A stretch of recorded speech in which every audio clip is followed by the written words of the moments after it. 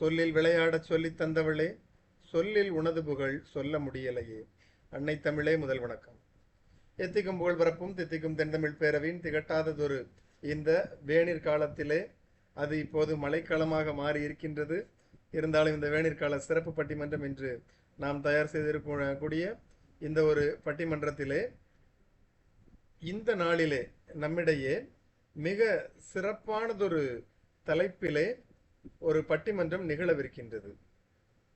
மன அமைதியான வாழ்விற்கு நாட வேண்டியது அறிவா ஆன்மீகமா என்ற சிறப்பானதொரு பட்டிமன்றத்திற்கு வருகை தந்திருக்கக்கூடிய ஒவ்வொருவரையும் வருக வருக என வரவேற்பதில் பெரும் மகிழ்ச்சி அடைகின்றேன். அதிலும் குறிப்பாக நடுவரை அறிமுகப்படுத்தி ஆக வேண்டும். அவர்கள் பேச்சு புயலாக, எழுத்து சூறாவளியாக, நகைச்சுவை சூறாவளியாக சுழன்று அடிக்கக்கூடியவர்.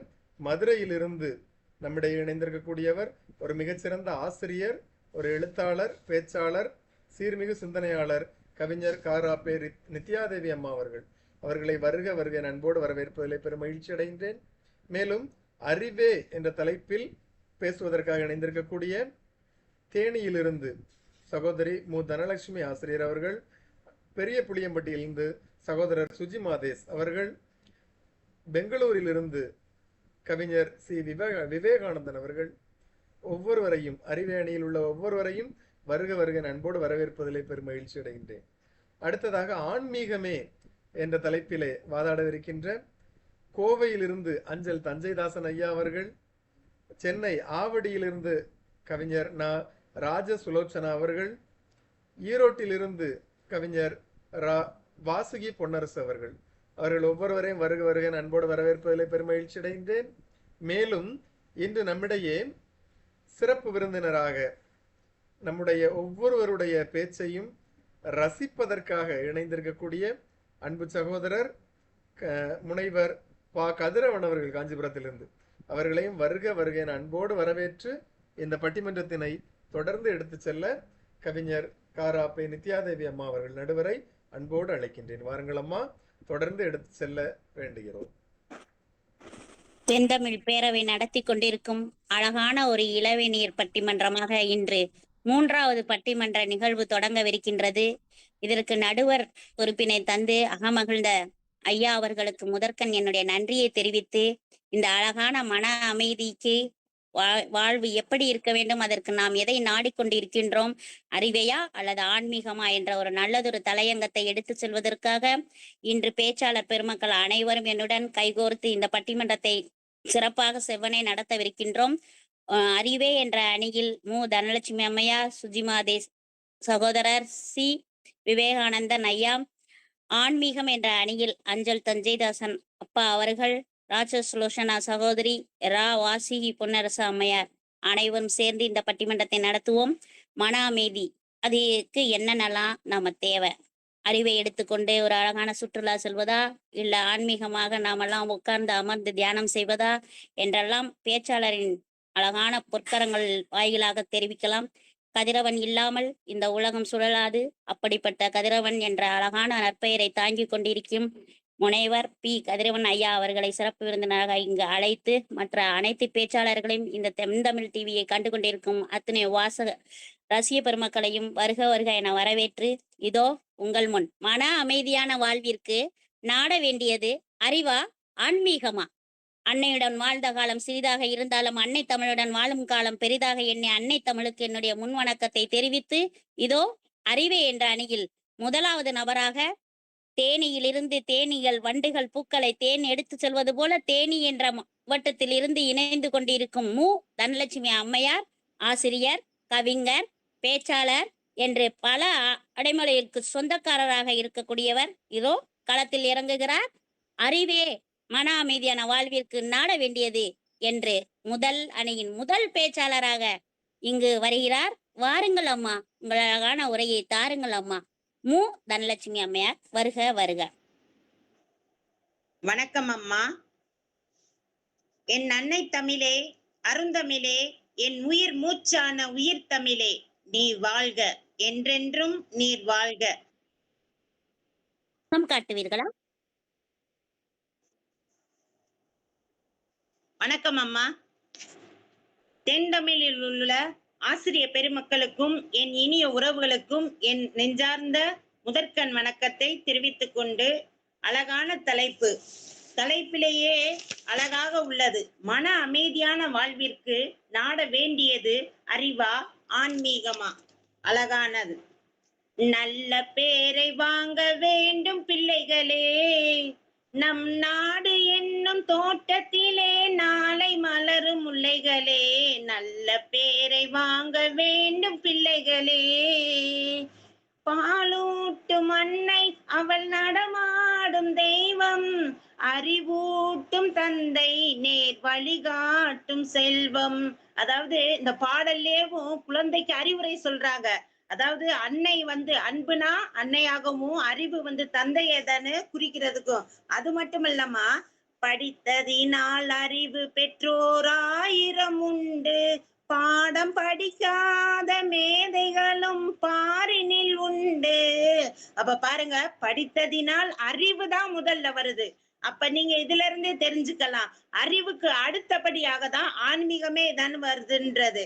அகரம் தமிழுக்கு சிகரம், ஆக்கம் சேவைக்கு ஊக்கம், இரக்கம் கருணைக்கு விளக்கம், ஈகை நல்லவர் வழக்கம். அப்ப இதுல இருந்தே பாருங்கம்மா, மன அமைதியை தேடி தருவது முதல்ல வாழ்விற்கு அறிவு தாங்கம்மா. இப்ப ஒருத்தர் போய் தானே வள்ளுவர்கிட்ட கேட்கிறாரு. அப்ப அறிவு என்னன்னு கேக்குறாங்க. அதுக்கு நம்ம ஐயன் வள்ளுவர் சொல்லிட்டார், எப்பொருள் யார் யார் வாய் கேட்பினும் அப்பொருள் மெய்ப்பொருள் காண்பது அறிவு தானே.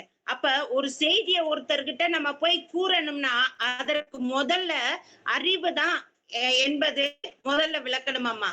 அறிவு இருந்தாதான் எதையும் ஆராய்ந்து தெளிவான முடிவு எடுத்து அதை அடுத்தவருக்கு தானே புரிந்து கொள்ளும்படியா விளக்குவது முதல்ல மனிதனுக்கு அறிவுதாமா. அடுத்து இளங்கோவடிகள் கிட்ட தானே சொல்றாரு, செல்லும் போது அவர் சொல்றாரு, இருக்கிறதையெல்லாம் தொலைச்சிட்டு, அதாவது நம்மளுக்கு எல்லாருக்குமே தெரியும், நம்மளுக்கு கண்ணகி கோவலன் கதைகள் எல்லாம் பற்றி தெரியும், எல்லாத்தையும் தொலைச்சிட்டு தானே என்ன செஞ்சாங்கன்னா, கோவலன் வரும்போது அந்த கண்ணகி தன்னுடைய சிலம்பு, கால் சிலம்ப கூட எடுத்து இதை போய் விட்டுருவாங்க, இனியாவது நம்ம தானே வாழ்க்கையில முன்னேறி என்ன செய்யலாம், நல்லபடியா பிழைக்கலாம் அப்படின்ற அந்த அறிவு தானே எடுத்து கொடுத்தாங்க. அடுத்து கம்பர்கிட்ட தானே போய் கேட்கும் போது, ஒரு பெண் என்பவள், அதாவது ஒரு பெண் கல்விக்கு, பெண்ணுக்கு எவ்வளவு முக்கியத்துவம் கொடுக்குறோமோ அதுதான் முதல்ல இந்த உலகத்துக்கு அறிவோட தானே முதல் ஆரம்பமே அப்படின்றாரு. இப்ப அடுத்து நம்ம பாரதியார் சொல்றாரு, ஐயா தான் பாரதியை என்ன சொல்றாருன்னா, ஏட்டுக்கவி அவரு, 1000 எவ்வளவுதான் தெய்வங்கள் இருந்தாலும் ஒரு கல்ல கூட நம்ம அந்த இடத்துல தானே தெய்வமா நினைச்சு வழிபடுறோம்னா அந்த இடத்துல வெளிப்படுவது அறிவு தானம்மா. இப்ப அடுத்து நம்ம என்ன செய்யறோம்னா, இப்ப கொரோனா காலகட்டங்கள்ல நம்ம எல்லாருக்குமே தெரிஞ்சதுதான், அதற்கு உரிய மருந்த 7ஆம் அறிவு என்ற படம் முன்னாடியே விளக்குச்சு. நீங்க எல்லாருக்குமே தெரியும், நடிகர் சூர்யா நடிச்ச 7ஆம் அறிவு படத்துல தானே வருமுன் காப்பதே சால சிறந்தது போல அந்த அறிவு, அதாவது அந்த கொரோனாவுக்கு தானே மருந்து கண்டுபிடிக்கப்பட்டது முதல் அறிவு தானமா. அங்க ஆன்மீகம் தானே ஏற்படவில்லையே, அறிவுக்கு அப்புறம் தான் எப்பயுமே ஆன்மீகமே தான் இருந்துச்சு. இன்னொன்னு சொல்லணும்னா, நம்மளுடைய தானே புத்தர் ஆலமரத்துக்கடியில தானே, அதாவது அவருடைய அந்த போதி தானே மரத்துக்கடியில அந்த புத்தர் முதல்ல தெளிவுபட்டது ஆன்மீகம் இல்ல, அறிவு தான். அதுக்கு அடுத்துதான் அவர் ஆன்மீக பாதையவே தானே தேர்ந்தெடுத்தாரு. அது மட்டுமல்ல, அவ்வளவு பெரிய சபையில, அதாவது அந்த நாட்டுல உங்களுக்கு எல்லாருக்கும் தெரிஞ்சிருக்கும், கிறிஸ்துவ மதப்படி தானே எல்லாருமே அங்க அதிகமா இருக்கிற அந்த நாட்டுல நம்மளுடைய சுவாமி விவேகானந்தர் ஐயா கூட முத என்ன செஞ்சாரு, எடுத்துனேமோ என் இனிய அன்பான சகோதர சகோதரிகளே, அந்த அறிவை வெளிப்படுத்தினாரு. அவர் ஆன்மீகத்தையா தான் வெளிப்படுத்தினாரு இல்ல, அங்க இருக்கக்கூடிய அவருடைய அறிவு தான் வெளிப்படுத்தினாருன்னு அப்படின்னு தான் சொல்றாங்க. இப்ப ஒரு பணக்காரர்கிட்ட போய் சேர்ந்தா பணம் தான் தானே சேரும், ஒரு தானே உழைப்பாளி கிட்ட சேர்ந்தா அந்த உழைப்பே தானே இருக்கும். அப்ப ஒரு அறிவாளி கூட சேர்ந்தாதான் என்ன அங்க வெளிப்படும், அறிவு என்பது வெளிப்படும் அப்படின்னு சொல்றாங்க. அது மட்டுமல்ல, நம்மளுடைய தொல்காப்பியர் தான் சொல்லியிருப்பாரு, ஒன்றறிவதுவே உற்றறிவதுவே, இரண்டறிவதுவே அதனோடு நாவே, மூன்றறிவதுவே அவற்றோடு மூக்கே, நான்கறிவதுவே அவற்றோடு கண்ணே, ஐந்தறிவதுவே அவற்றோடு செவியே, ஆறறிவதுவே அவற்றோடு மனமே, நேரிதின் உணர்ந்தோர் நெறிப்படுத்தினரே என்று அழகாக அந்த பாடல்ல, உயிர் வகை பாடல்ல தொல்காப்பியர் ஐயா ஓரறிவுல இருந்து மனிதனுடைய 6ஆம் அறிவான பகுத்தறிவு வரைக்கும் தானே ஒவ்வொரு அறிவையும் அழகாக நம்மளுக்கு தானே வெளிப்படுத்தி இருக்கிறாரு. இப்ப ஆன்மீக தமிழை வச்சுட்டு என்ன மாதிரி எப்படி இப்ப இருக்கக்கூடிய காலகட்டங்கள்ல நீங்க பாக்குறீங்க, எத்தனையோ பேர் போலி சாமியார்கள் யூடியூப்ல எல்லாம் தானே, நியூஸ்ல எல்லாம் நம்ம பாக்குறோமே தானே, ஆன்மீகத்துல தானே பயன்படுத்தினா உங்களுக்கு அந்த நிம்மதியை தரேன், இந்த நிம்மதியை தரேன், இந்த ருத்ராட்ச கொட்டையை போடுங்க, இந்த கருங்காலி மாயை போடுங்க, இப்படி மக்களை ஏமாற்றக்கூடிய அந்த ஆன்மீகம் மனிதனுக்கு ஒருபோதும் மன நிம்மதியை தரவே தராதுங்கயா. இப்ப எவ்வளவுதான் இப்ப நான் என்ன செய்யறாங்க, நான் உங்க குடும்பத்துல உள்ள எல்லா பிரச்சனைகளும் வெளியேறிடும், எல்லாமே உங்களுடைய சாபங்கள்லாம் இதாயிடும், நீங்க தைரியமா தானே நாடி வாங்க அப்படின்னு தானே சொல்லி மக்களை ஏமாத்துறாங்க. அதாவது சாமி பேரை சொல்லி, கடவுள் என்ற பெயரை சொல்லி என்னது விளையாடுது உலகம்ன்ற மாதிரி மனிதன் அறிவை அந்த இடத்துல தானே என்ன செய்யறாங்க, பயன்படுத்தாம அந்த அறிவை தானே மயக்கி, அதாவது ஆன்மீகம் என்றதை தானே மயக்கி அறிவை விரிவுபடுத்த விடாம தானே தடுக்கிறாங்க. அப்ப இப்ப இருக்கக்கூடிய காலகட்டத்துக்கு மன அமைதியான வாழ்விற்கு தானே என்னதுன்னா, பல்லுயிரும் பெருக்கத்திற்கு முதல் அடிப்படை காரணமே அறிவுதாமா. இப்ப நல்லா கவனிங்க தானே, ஆபத்து காலத்துல போய் இப்ப ஒருத்தரே தானே சீரியஸ், நம்ம நடந்து சாலையில போய்கிட்டே இருக்கோம், திடீர்னு தானே கீழே மயங்கி விழுகிறார், அந்த இடத்துல ஒரு திருநீரை தானே பூசி வேப்பலையில அடிச்சு தானே இது பண்ணோடனே அவரு தானே உடல்நலம் சரியாயிருமாமா? அந்த இடத்துல ஆன்மீகம் தேவைப்படுமா இல்ல அறிவு தேவைப்படுமா? நீங்களே சொல்லுங்க தானே. அறிவு தான் தேவைப்படும். என்ன செய்யணும், உடனே 108 தானே ஆம்புலன்ஸ் வரவழைச்சு ஆபத்து காலத்துல தானே அவங்கள தானே உரிய சிகிச்சைக்கு தானே மருத்துவருக்கு அனுப்பிச்சு விடணும். அப்ப வேப்பிலை அடிக்கிறதுனாலயோ, திருநீர் வைக்கிறதுனாலயோ, மாந்திரிகங்கள் வைக்கிறதுனாலயோ, அந்த ஆன்மீகத்தினாலயோ எந்த ஒரு மனிதனுக்குமே மன அமைதி கிடையாதம்மா. அதாவது முற்றும் துறந்த முனிவர்கள், அது எப்பனா ஆன்மீகம்னு தானே சொல்றாங்க இல்லையா, அதற்கு கூட அறிவு வேணும். அது என்னதுன்னா 7ஆம் அறிவான அறிவு, அதுல கூட முன்னாடி வர்றது பாருங்க அறிவு தான் தானே. அப்ப அந்த 7ஆம் அறிவான அறிவு என்னதுன்னா முற்றும் துறந்த முனிவர் அந்த ஆன்மீகத்துல தானே. அதுக்கு கூட கடவுளை தானே என்ன செய்யணும்னா அந்த யான அறிவு, அதாவது கடவுளை கூட காணணும்னா என்ன செய்யணும்னா யான பயன்படுது. அப்ப மன அமைதிக்கு மிக முக்கியத்துவமா இருப்பதும் சமுதாயத்துல மேற்கொண்டு ஒவ்வொரு செயல்களுக்கும், ஒவ்வொரு பிரச்சனைக்கும், ஒவ்வொரு இக்கட்டான சூழ்நிலைக்கும் முடிவெடுப்பது முதல்ல அறிவுதாமா, அறிவுதான்.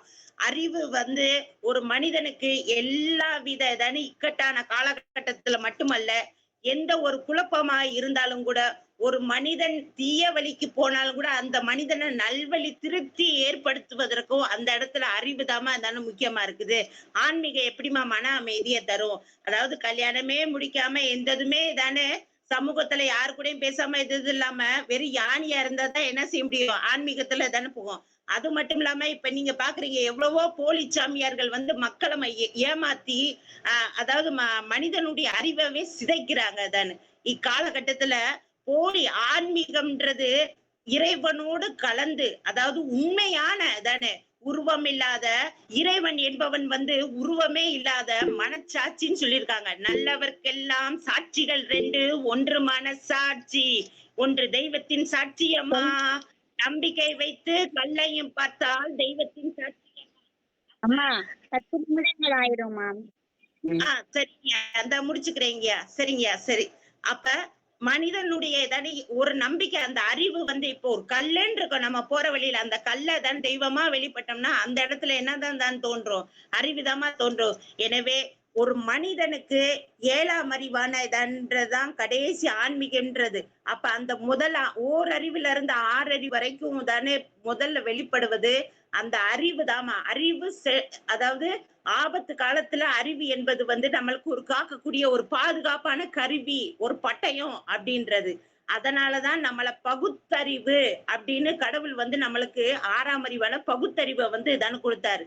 பகுத்து அறிவு அப்படின்னா என்னன்னா, எதையும் பகுத்து ஆராய்ந்து சிந்தித்து சீரான உண்மையான முடிவு எடுக்கிறதுக்கு பேருதான் பகுத்தறிவுன்றது தானே கொடுத்தாரு. எனவே ஒவ்வொரு மனிதனுடைய மன அமைதி வாழ்விற்கு நாட வேண்டியது அறிவே, அறிவே என்று கூறி நீங்க தீர்ப்பு அளிப்பீங்கன்னு என்று சொல்லி நல் வாய்ப்புக்கு அளித்தமைக்கு நன்றி கூறி விடைபெறுகிறேன் அம்மா. வாழ்க வளமுடன், வாழ்க தமிழ், வாழ்கம்மா.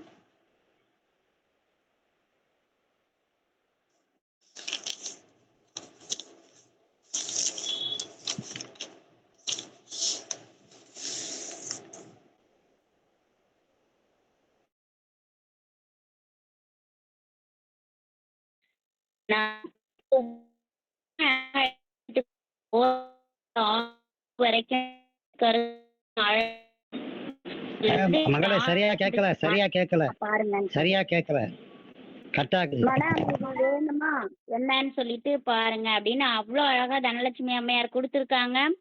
அடுத்த அணிக்கு முதல் தலைவராக அப்பா அஞ்சல் தஞ்சை வர்றாங்க. வந்திருக்காங்க.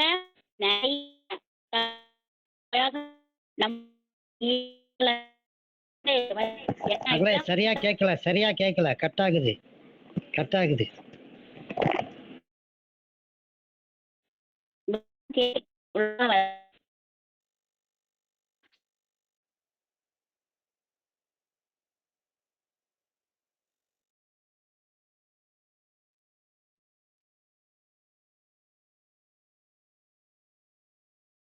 அடுத்த அணிக்கு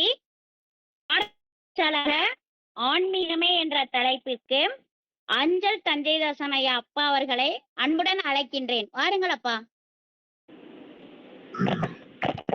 எல்லோருக்கும் இந்த அஞ்சல் தஞ்சைதாசனின் வணக்கம். அந்த தஞ்சை கோபுரம் போல் நிமிர்ந்து நிற்கும் என சொல்லி நான் எழுதிய சிறு பாரதியார் பாடலை சொல்லி உரைக்குள் வருகிறேன்.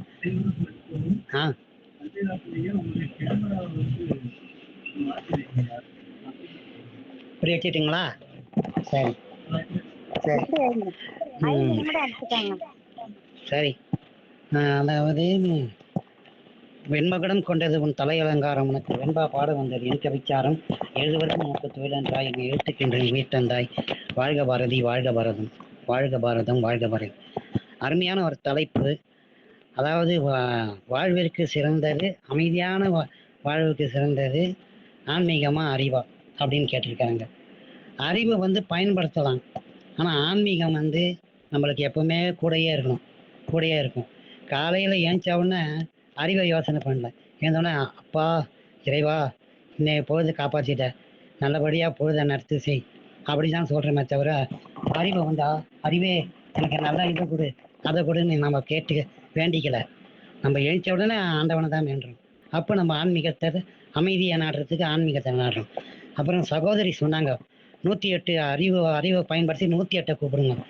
108 கூப்பிட்டா கூட 108 உட்கார வச்சோன்னா அப்பா ஆண்டவா அவர் உயிருக்கு எந்த இதுவும் ஆகக்கூடாது, ஆபத்து வரக்கூடாது, நீ தான் காப்பாற்றணும் அப்படின்ற. அப்போ அங்கே அறிவு அவரை காப்பாற்றுறதுக்கு அங்கே போனாதான். அதுக்கு முன்னாடியே ஆண்டவா நீ காப்பாத்து, டாக்டரே காப்பாத்துன்னு ஆசையின் விளைவு 108 வண்டியில உட்கார நிம்மதி அமைதி இல்லாமல் இருக்கிறோம்.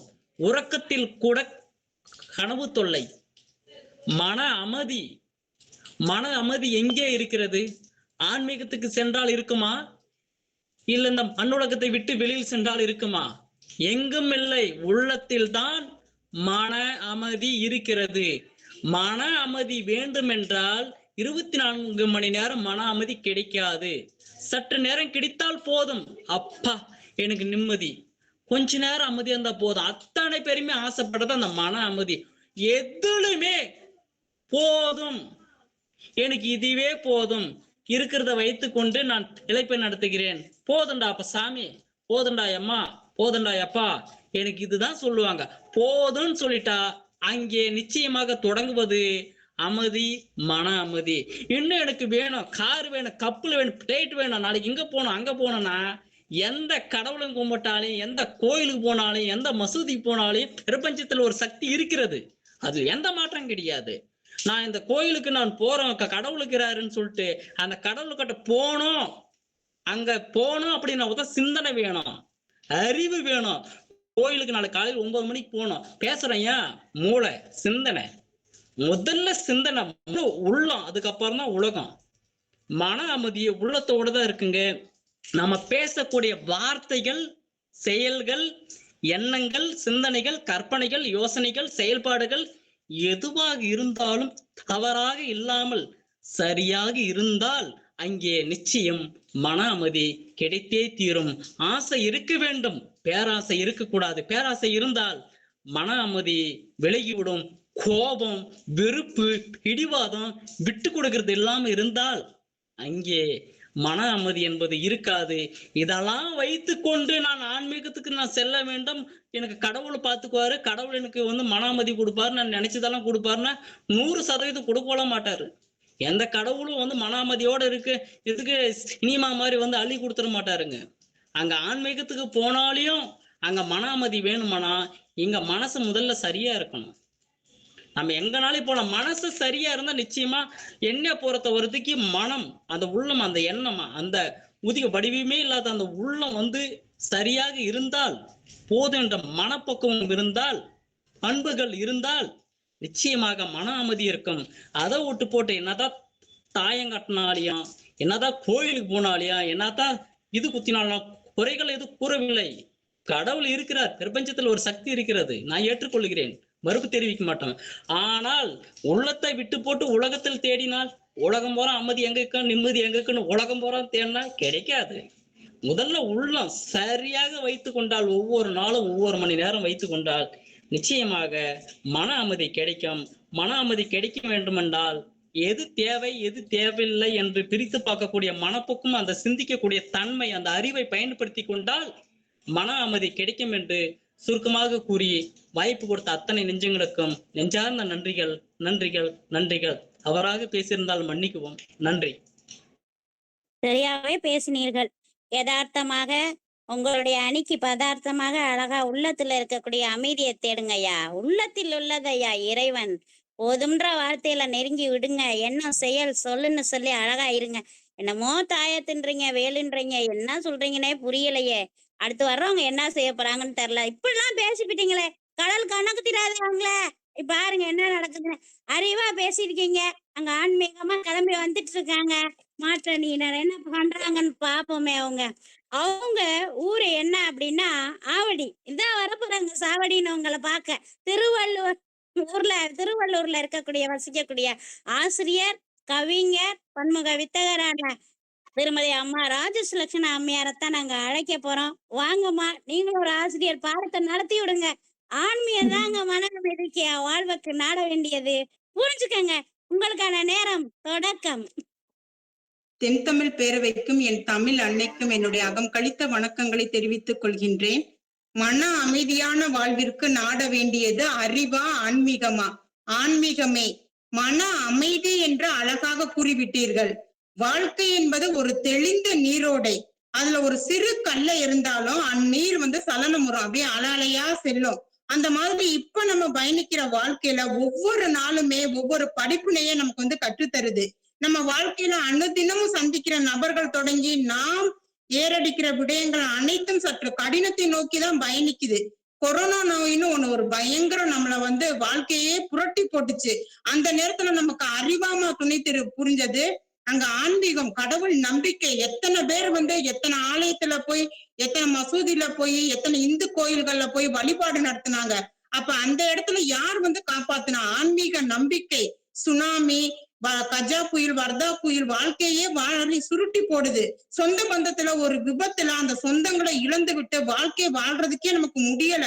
இன்னும் இதே மாதிரி நிறைய பிரச்சனைகள், தொழில் சார்ந்து வேலை பார்க்கும் இடத்துல நம்ம நிம்மதி இழந்து மன அமைதி இழந்து கொண்டுதான் வாழ்ந்து கொண்டு இருக்கோம்.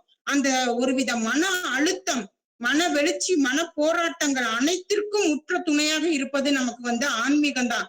இப்ப யாரா இருந்தாலும் பரவாயில்ல, இந்து, முஸ்லிம், கிறிஸ்தவர் எவராயினும் அவரவர் மனம் சார்ந்து மன அமைதி தருவது அந்த ஆன்மீகம் தான்.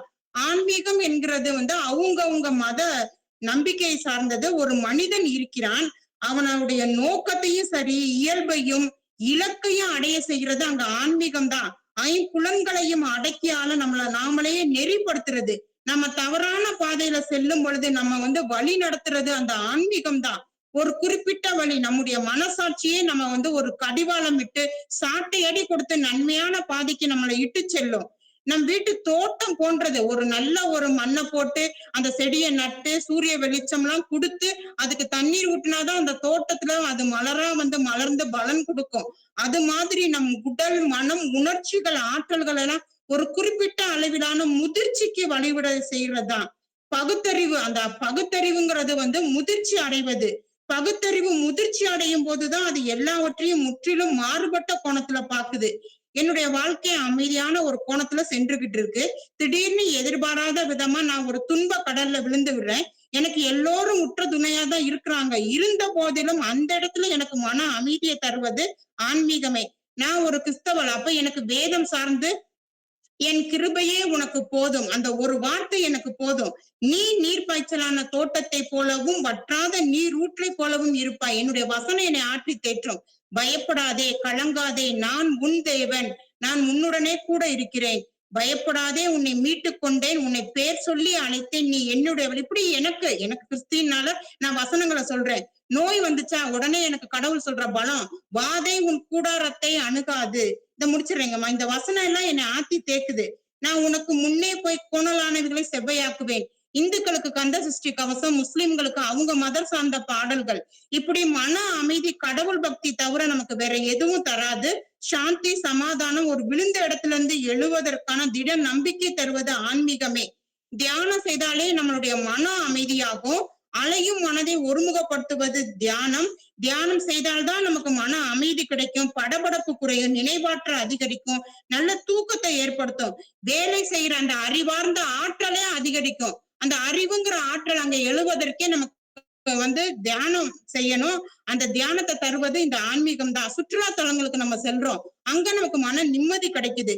திருமிகு தனலட்சுமி அம்மா சொன்னாங்க, புத்தர் ஞானம் பெற்றாரு, பெற்ற ஆன்மீக பாதையில தானே அவர் வழி நடத்தினாரு. புத்தரோட போதனைகள் தானே நமக்கு இன்னைக்கு வழி நடத்திட்டு இருக்கு. விவேகானந்தர் சிறு வயதுல, விவேகானந்தர் ஒரு அறிவாளின்னு சொன்னாங்க. விவேகானந்தர் சிறு வயதிலேயே ஞானவாதியாக அவர் புலனடக்கத்திலோட வாழ்ந்தாரு. அந்த புலன் அடக்கம், ஐம்புலன்களுக்கு அடக்கி ஆடுற அந்த சக்தியை தந்தது எது? ஆன்மீகம். போலிச்சாமியாரை பத்தி சொன்னாங்க. இப்ப போலிச்சாமியாரை பத்தி நாங்களும் நல்லாவே தெரிஞ்சு வச்சிருக்கிறோம். அதனால அந்த ஒரு இப்ப எல்லாம் அந்த மாதிரி யாரும் ஏமாறது கிடையாது. இப்ப ஆன்மீகத்துல அந்த அளவுக்கு விழிப்புணர்வு வந்துருச்சு. திருமிகு சுதிமாதி சொன்னாரு, ஆசையின் விளைவு நிம்மதி இல்லாமை உள்ளத்தில் தான் உள்ளது. போதும், இந்த முடிச்சிடேமா. போதும் என்ற உணர்வு தான் மன அமைதி. போதுங்கிற அந்த அறிவை தர்றது எது? என்னுடைய ஆன்மீகம் தான். உனக்கு அந்த கடவுள் நம்பிக்கை இருந்தா மட்டும்தான் அந்த இடத்துல போதுங்கிற அந்த மன உணர்வே உனக்கு அங்க வரும். வாழ்க்கைங்கிறது ஒரு கடல் போன்றது. அந்த கடல்ல நல்லதொரு துடுப்பு போன்றது ஆன்மீகம். அந்த ஆன்மீகங்கிற துடுப்பை நீ கரெக்டா போட்டு போனாதான் நீ வாழ்க்கையில அந்த அறியாமை பாதையில நீ சென்றுகிட்டு இருந்தேன்னா உன்னை வழி நடத்தி நேரான பாதையில இட்டு செல்லும். காலையில நம்ம எழுறோம், மாலையில நம்ம தூங்குறோம். அந்த இடைப்பட்ட நேரத்துல நம்ம பிரார்த்தனை செய்யறோம், இன்றைய நாள் எனக்கு நல்ல நாளா எனக்கு நடக்கணும் ஆண்டவரே அப்படின்னு சொல்லிட்டு தான் நம்ம பிரார்த்தனையில தொடங்கிட்டு இரவு நல்ல நாளா அமைந்து அவருக்கு நன்றி கூறுறோம். இப்படி ஒவ்வொரு விடயத்திலையும் நம்ம கூடயே வர்றது நம்மளுடைய கடவுள் நம்பிக்கை தான். நம்ம சாப்பிடும் போது நன்றி சொல்றோம், செய்யற ஒவ்வொரு செயல்லையும் கடவுளுடைய நம்பிக்கை இருக்கு. ஆன்மீக பாதையில மட்டும்தான் இப்ப இருக்கிற காலத்துல மன அமைதி அடைய முடியும். அதனால் மன அமைதியான வாழ்விற்கு நாட வேண்டியது ஆன்மீகமே, ஆன்மீகமே, ஆன்மீகமே என்று நல்லதொரு வாய்ப்புக்கு நன்றி கூறி இடம் சாரிக்கிறேன். நன்றி, வணக்கம். சிறப்பா பேசுனீங்கம்மா. கொரோனா கூட்டிட்டு வந்துட்டீங்க. நம்பினார் கெடுவதில்லை, இது 4 மறை தீர்ப்பு. இங்க புரிஞ்சுக்கவே இல்லையா? அங்க இருக்கிற விவேகானந்தன் எல்லாம் அவங்க பேசிட்டாங்க, இங்க ஒரு விவேகானந்தன் காத்துட்டு இருக்கிறாங்க. உடல், மனம், ஆவி, மனவெழுச்சி என்னென்னமோ சொல்லிட்டீங்க. அவங்கவுங்க நம்பிக்கைக்கு அவங்கவுங்க மதவாரியா அவங்க போகணும், இறையை நாடணும் அப்படின்னு ஒருமுகப்படுத்தணுங்க. எங்க பைபிள்ல இருக்கிற வசனத்தை கேளுங்க. துடுப்பை எடுங்க, அடுப்புல இருக்காதீங்க, கொதிக்கிறத அடைச்சுங்க, கரெக்டா கரை சேருங்க. புரிஞ்சுக்கங்க பிறப்போட அர்த்தத்தை. இறைவன் இல்லைன்னா என்ன பண்ண முடியும்? இந்துக்களுக்கு கந்த சஷ்டி, அங்க எங்களுக்கு எல்லாம் பைபிள் எல்லாம் கொடுத்துட்டு போயிருக்காங்க. அம்மா என்ன பதில சொல்ல போறாங்கன்னு தெரியலையே. இப்படிங்களே ஆசிரியர் அந்த பக்கம் சொல்லிட்டாரு. நான் சொன்னேன் ஒரு இயந்திர பொறியாளர், என்ன சொல்ல கொஞ்ச நேரம் இரு மகளே. விவேகானந்தர் நல்லா படிச்சவன் எல்லாத்தையும் நீ கை நாட்டு ஆக்கிட்டாங்கன்னு சொன்னாங்க. அதுக்கு ஒரு சின்ன இது என்னன்னா உள்ளங்கையில் உலகத்தை கொடுத்துட்டோம் அப்படின்னு நாங்க சொல்லுவோம். அதை ஏன்னா உள்ளங்கையில உங்க மொத்த உலகத்தையும் கையில கொடுத்துட்டோம், உங்களுக்கு எது வேணாலும் அதுல போய் பாத்துக்கலாம். முன்னாடி கைரேகையை பார்த்துட்டு இருந்தவங்கள, கைரேகை வச்சுட்டு இருந்தவங்கள இன்னைக்கு கைரேகை ஜோசியை பார்க்கப்படுறோம் சொல்லுவாங்க ஒரு காலத்துல. அவங்க எல்லாத்தையுமே கையில ஒரு டிவைஸ் கையில கொடுத்து நீங்க உலகத்துல எதுனாலும் ஒரு நீங்க பார்க்கலாம். நீங்க எந்த இடத்துல இப்ப நீங்க சென்னையில இருந்தா கூட வண்டலூர் ஜூல புலி என்ன செய்யுதுன்னு கூட பார்க்கலாம் அப்படின்ற அளவுக்கு நாங்க ஒரு அறிவை இன்னைக்கு அனைத்து மக்களும் கொடுத்துட்டோம். இதான் இதோட முக்கியமான விஷயம். கோயில் இல்லாத ஊர்ல குடிக்கிறக்கே வேணாம் அப்படின்னு சொன்னாங்கன்னு சொல்றது ரொம்ப சிறப்பான ஒரு விஷயம் தான். ஆனா அந்த கோயில் கட்டக்கூடிய அறிவை கொடுத்தது யாரு? அந்த கோயில் எப்படி கட்டா வச்சிருக்காங்க, எப்படி கட்டியிருப்பாங்க, எப்படி தஞ்சை பெரிய கோயில் அப்படின்னு ரொம்ப சிறப்பா சொல்றோமே, 12 வருஷத்துல கட்ட முடிஞ்சுச்சு, இன்னைக்கு அதை கட்டினா கூட ஒரு 100 வருஷம் ஆகும்னு சொல்றோமே, அந்த அறிவு எங்க இருந்து வந்திருக்குது? அப்ப முதல்ல வந்து ஆதி மனிதனோட அறிவை வந்து பகிர்ந்து கொடுத்ததான் அன்னைக்கு நமக்கு கிடைச்ச ஒரு விஷயம். அப்ப இந்த இடத்துல என்ன கிடைச்சிருக்குது? சரி, ஓகே, இன்னைக்கு இருக்க தலைப்போட ஒட்டி போயிடலாம். நம்ம மனித அமைதி, மன அமைதி அப்படின்னு சொல்றோம். உலகத்திலே மன அமைதிக்கான நம்மளுடைய ஐநா சபையில கூட அதுக்காக ஒரு மிகப்பெரிய வந்து ஒரு ஆராய்ச்சிலாம் செஞ்சுட்டு இருக்காங்க. அதுல வேர்ல்ட் குளோபல் பீஸ் இண்டெக்ஸ் அப்படின்னு சொல்லுவாங்க. அதாவது அந்த இண்டெக்ஸ் ஒரு வேல்யூ சொல்லுவாங்க. அந்த வேல்யூ எப்படி பார்த்தோம்னா, மகிழ்ச்சியான நாடுகள் அப்படின்னு சொல்றப்ப மொத்தமே வந்து மொத்த நாடுகள் இருக்கிற ஒரு 200 நாடு இருக்குல்ல உலகத்துல, அதுல முத இருக்க நாடு யாருன்னு எதுன்னு பார்த்தோம்னா ஐஸ்லாண்ட் அப்படின்னு சொல்லுவாங்க. ஐஸ்லாண்ட்ல தான் இருக்கிறதுல ரொம்ப ரொம்ப கம்மியான குற்றங்களே அற்ற ஒரு நகரம்னே சொல்லலாம். மக்களோட மகிழ்ச்சியா இருக்காங்கன்னு சொல்றாங்க. ஸோ இந்த இடத்துல வந்து எப்படி அவங்களுக்கு அந்த மகிழ்ச்சி கிடைச்சிருக்குன்னா, ஒவ்வொரு மகிழ்ச்சி அப்படின்றதுக்கு மன அமைதி அப்படின்றதுக்கு ஒரு ஃபேக்டர் இருக்கு, ஒரு 4-5 பாயிண்ட்ஸ் இருக்குது. நமக்கு ஸ்ட்ரெஸ் இருக்கக்கூடாது, டிப்ரெஷன் இருக்கக்கூடாது, இப்படி சொல்றோம்ல. அப்ப எப்பயும் மகிழ்ச்சியா இருக்கணும் அப்படின்னு சொல்றோம். அந்த மகிழ்ச்சியை வந்து எந்த ஒரு உலகத்துல ஒரு பிரச்சனை வந்தாலும் சரி, அந்த பிரச்சனையை அறிவுபூர்வமா சிந்திக்கிறது தான் வந்து உண்மையான ஒரு வெற்றியா கிடைக்கும் அப்படின்றதான் முக்கியமான ஒரு விஷயம். ஏன் அப்படின்னு சொன்னோம்னா வந்து இப்ப நமக்கு என்ன எவ்வளவு பெரிய சிக்கலான விஷயங்கள் வந்தாலும் சரி, எவ்வளவு பெரிய பிரச்சனை வந்தாலும் சரி, நம்ம உட்காந்து அதுக்கு ஆலோசனை செஞ்சு அதுக்காக நமக்குள்ள தீர்வுகளை நம்ம யோசிச்சிட்டாலே வந்து அந்த பிரச்சனை முடிஞ்சிடும். அந்த பிரச்சனை முடிஞ்சுன்னா நமக்கு மனசு அமைதியாயிடும். ஸோ இந்த இடத்துல வந்து அறிவுபூர்வமா சிந்திச்சா மட்டும்தான் உங்களுடைய எல்லா பிரச்சனைகளோட விடைகள் கிடைக்கும். ஸோ இது ரொம்ப ரொம்ப முக்கியம். அடுத்து சொன்னாங்க, இந்த கோவிட் வந்துருச்சு, ராஜசுலட்சுமா சொன்னாங்க, அவங்க பாதி பார்த்தோம்னா எங்க டீமுக்காக பேசுன மாதிரி இருந்துச்சு, எங்க அணிக்காக ஃபுல்லா பேசிட்டு போன மாதிரி இருந்துச்சு. ரொம்ப சிறப்பா பேசினாங்க. ஃபர்ஸ்ட்லாம் என்னன்னா நம்ம டீமுக்காக பேசினாங்க இவ்வளவு நேரம் அப்படின்னு ரொம்ப தோணுச்சு. என்னன்னா கோவிட் வந்துருச்சா, எல்லாரும் ஆன்மீகத்தை போயிட்டாங்களா, கோயிலுக்கு போயிட்டாங்களா, லாக்டவுன் ஒரு 6 மாசம் 8 மாசம் வீட்டுக்குள்ளே போட்டு வச்சுட்டாங்க. அதாவது எங்க ஹஸ்பண்ட் கூட டைம் ஸ்பெண்ட் பண்ண மாட்டாரு, எங்க ஒய்ஃப் எங்க கூட டைம் ஸ்பெண்ட் பண்றாங்கன்னு சொன்னாங்களே, ஐயோ எப்பப்பா நீ வீட்டுக்கு வேலைக்கு போவ, நீ தயவு செய்து நீ விட்டுறியா, நீ ஆனாலும் ஒரு ப்ரோக்ராம் என்னை மிக்சியில வச்சு சட்னி அரைக்க சொல்றாங்க, இப்படி எல்லாம் சொல்லிட்டு இருந்த ஒரு காலகட்டம்லாம் இருந்துச்சு. அப்ப நம்மள வந்து ஒரு ஒரு உலகத்தை வந்து ஒரு நோய் தாக்குச்சுன்னா கூட எந்த வேலையும் நிக்கல. இந்த வேலைகள் வந்து சில வேலைகள் வந்து தடைப்பட்டுச்சே தவிர்த்து எந்த வேலையும் நிக்கல. எல்லாருக்கும் பேங்க்ல டிரான்சாக்சன் நடந்துச்சு, எல்லாருக்கும் சம்பளம் வந்துச்சு, சில பேருக்கு வேலை போச்சு, ஆனா சம்பளம் வர வேண்டியவங்களும் சம்பளம் வந்துச்சு, வீட்டுல இருந்து எல்லாம் வேலை செஞ்சாங்க. அப்படின்னு என்ன அர்த்தம்? அந்த இடத்துல ஜெயிச்சது ஆன்மீகமா அறிவா எனக்கு தெரியல. கண்டிப்பா சொல்லணும், நீங்க தான் அறிவுன்னு தான் எல்லாருமே சொல்லுவாங்க. அடுத்து என்ன சொல்லுவாங்கன்னா வந்து இந்த என்ன சொன்னாங்கன்னா, இந்த கோவிட் பத்தி நிறைய நேரம் முடிச்சல. அதாவது மீனாட்சி அம்மன் கோயில்ல வந்து பாத்தீங்க அப்படின்னா, மதுரை மீனாட்சி அம்மன் கோயில்ல ஆலய பிரவேசம்ன்றது அனைத்து மக்களையும் உள்ள கொண்டு வரதுன்றது ரொம்ப பெரிய பெரிய போராட்டம் நடத்தி வந்துருச்சுன்னு சொல்லுவாங்க. ஆனா வந்து இந்த கொரோனா வந்து, அதாவது அத நம்ம சொல்லுவோம்ல, துப்புரவு பணியாளர் சொல்லுவோம்ல, அவங்க உள்ள மூலஸ்தானத்துக்குள்ள போய் அந்த ஸ்ப்ரே அடிச்சாங்கல்ல, அந்த ஸ்ப்ரே அடிச்சது வந்து என்னன்னா, ஆலய பிரவேசம் உண்மையா கொண்டு போனது வந்து, அதுவும் கருவறை நுழைவு வந்து கொண்டு போனது கோவிட். இப்ப நம்ம வந்து கொரோனாக்கு நன்றி சொல்லணும், நன்றி சொல்லக்கூடாதா அப்படின்ற ஒரு பார்வை இருக்குல்ல. சோ அது ரொம்ப நல்லா இருக்கும். அடுத்து சொன்னாங்க வசனம், அதுக்கு எடுத்த பின்னாடி போனாங்க ராஜலட்சுமா சொன்னாங்க, சூப்பரா வசனங்கள்லாம் நல்லா சூப்பரா சொன்னாங்க. நம்மளுடைய ஜீசஸோட எல்லாத்தையும் சொன்னாங்க. அதே மாதிரி கந்த சஷ்டி கவசம் சொன்னாங்க. இந்த கந்த சஷ்டி கவசம் ஒரு வாய்மொழியை எழுத்து மொழியா மாத்துறதுக்கு என்ன தேவைப்பட்டுச்சு அந்த இடத்துல? அதுக்கு என்ன தேவை? அறிவு தானே தேவை. அப்ப அந்த அறிவு தேவை. அப்ப நான் மட்டும் எனக்கு மட்டும் இந்த இன்பம் கிடைச்சிடக்கூடாது, எல்லாருக்கும் சரியா போய் சேரணும் அப்படின்றப்ப அந்த எழுதி வச்ச ஒரு நிமிஷத்தினாலதான் கிடைச்சிருக்குது. அடுத்து சொன்னாங்க விவேகானந்தரை பத்தி எல்லாருமே பேசினாங்க. விவேகானந்தர் சொன்ன விஷயமா தன்னை அறிதல் அப்படின்றத உண்மையான ஆன்மீகம் சொல்லுவாங்க. அப்ப தன்னை அறியணும்னா என்ன தேவை? தன்னை அறிவதற்கு அறிவு தேவை. அந்த அறிவு இருந்தால்தான் தன்னை அறிய முடியும்.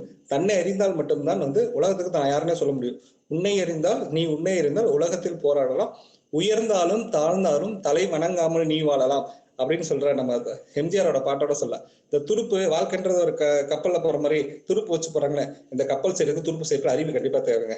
ஆன்மீகம் தேவையான்னு தெரியல எனக்கு, ஆனா அறிவு கண்டிப்பா தேவை இது ரெண்டுக்கும். அதனால வந்து மன அமைதி, நம்ம எப்பயுமே எல்லாருமே ஒண்ணு கூடி நல்லா சேர்ந்து வாழணும். அந்த மன மகிழ்ச்சி வேணும் அப்படின்னா அதுக்கு மிக முக்கியமான விஷயம் அறிவு. எத்தனை பிரச்சனை வந்தாலும் அதை என்னால தவிர்க்க முடியும். என்னால வந்து எனக்குமே இந்த பிரபஞ்சத்து மேல ஒரு பெரிய ஒரு ஈர்ப்பு இருக்கு. நல்லதை நினைச்சா நல்லது கிடைக்க போகுது, தீது மற்றும் பிறத்தரெல்லாம் வரவே வராது. இந்த மாதிரி ஒரு நல்ல தமிழ் மொழிகளோட சேர்த்து ஆனா அனைவரும் நல்ல மன மகிழ்ச்சியோடு இருக்கிறதுக்கு என்னுடைய மனமார்ந்த வாழ்த்துக்கள். அவையில் உள்ள அனைவருக்கும் நன்றி தெரிவித்துக் நன்றி, வணக்கம். சிறப்பையா, நாங்க இருக்கிற இடத்துல ஜூ பாக்குறோம். நீங்க சொன்ன மாதிரி தஞ்சை கோயில்ல கட்டினதுக்கு அறிவுதான் முக்கியம் அப்படிலாம் சொல்லியிருக்கீங்க. ஐநா சபையிலையும் அழகா பீஸ்ஃபுல்லா இருக்கிறது. என் மன அமைதியை தேடி எங்கயா போறீங்க? இருக்கிற இடத்துல கரெக்டா பாருங்கய்யா. உன்னை அறிந்தால் உலகத்தில் போராடலாம்னு சொல்லி அழகா சொல்லியிருக்கீங்க. ஸ்ட்ரெஸ்ன்றீங்க, ப்ரெஸ்ன்றீங்க, அறிவுபூர்வமா எதையாவது யோசிக்கிறீங்களா? மனப்பூர்வமா ஏத்துக்கங்க. மன அமைதின்றது அறிவுலதான் இருக்கு அப்படின்னு இருக்காங்க. பாப்போம் அந்த மாற்று அணியில இருக்கக்கூடிய இந்த பேச்சாளர் அங்கை வந்து இறுதியா இருந்தாலும் இந்த பட்டிமன்றத்துக்கு இறுதி பேச்சாளரை இங்க களம் காணுகிறது. சிறப்பா பேசிய சிவவேந்தன் ஐயாவுக்கு வாழ்த்துக்கள், நன்றிகள். அனைத்து பேச்சாளரும் சிறப்பா போய்கிட்டே இருக்கு. அழகான பட்டிமன்றம். இறுதி பேச்சாளர் என்ன சொல்றாங்க, நிறைவு பேச்சாளர்னு பார்ப்போம். அவங்க எங்க இருந்து வர்றாங்க அப்படின்னா ஈரோட்ல இருந்து வர்றாங்க. வந்துட்டீங்களா? கவிஞர், பேச்சாளர், ஆசிரியர் அம்மா திருமதி ரா வாசி புன்னரசு அம்மையாரை தான் நாங்க அழைக்க இருக்கிறோம். வாருங்களம்மா, உங்களுடையக்கான நேர தொடக்கம். கள்ளக்குறிச்சி தானே? சொந்த தகவல் ஈரோடு. இருக்காங்களா?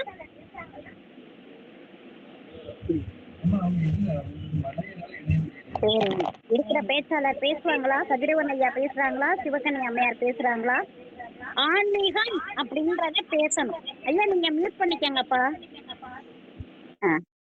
கதிரவன் ஐயாவோ அல்லது சிவகணி அம்மையாரோ ஆன்மீகத்துக்காக 2 வரிகள் பேச முடியுமா? ஆன்மீகத்துக்குலாம் பேச முடியாதுங்க, அறிவுக்கு வேணா பேசலாம். அறிவுக்காக கொஞ்சம் அறிவு தகவல் ஆன்மீகத்துக்கு பேசுறீங்க. வாய்ப்பு இல்ல ராஜா. ஐயா நீங்க பேசுறீங்க ஐயா. நான் நினைக்கிறேன் கடவுள்கிட்ட பிரார்த்தனை செய்ய போயிட்டாங்கன்னு நினைக்கிறேன்.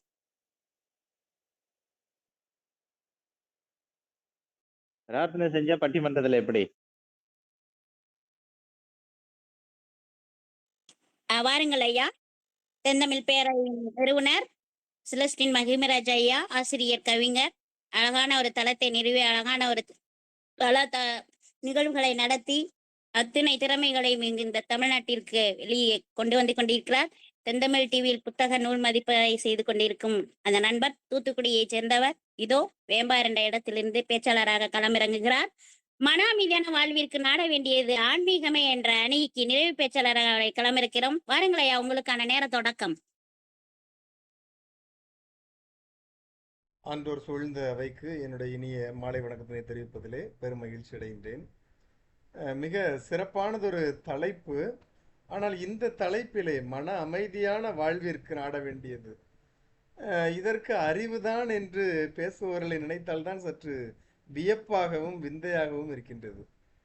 ஏனென்றால் மன அமைதி, நீங்கள் எவ்வளவுதான் பணத்தை சம்பாதிச்சாலும் சரி, பொருளை சம்பாதிச்சாலும் சரி, படிப்பை சம்பாதிச்சாலும் சரி, அவையெல்லாம் நமக்கு மன அமைதியை தந்து விடாது. பணத்தை சம்பாதிக்கிறோமா, மேலும் மேலும் பணம் வேண்டும் என்று கேட்டுக்கொண்டே இருக்கும். அதே